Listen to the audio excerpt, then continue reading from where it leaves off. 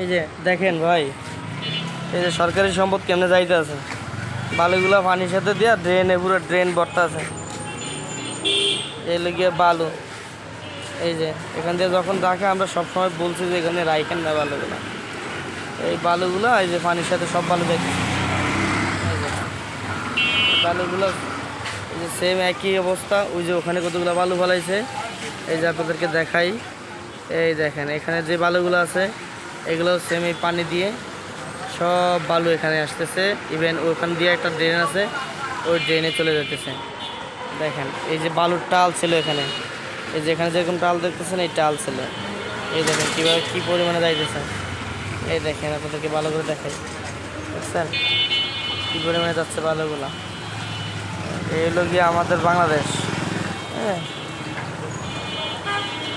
এগুলো তো সব জনগণের টাকা, সমস্যা কি? তাহলে তো আমাদের যাইতেছে, বুঝছেন না? এই যে কী পরিমাণে যাইতেছে, যেখান দিয়ে গিয়ে এখানে বরট হয়ে গেছে, ব্লক হয়ে গেছে, এখানে আবার বাঁধ দিছে বালু দিয়ে, বুঝছেন? এই হলো অবস্থা।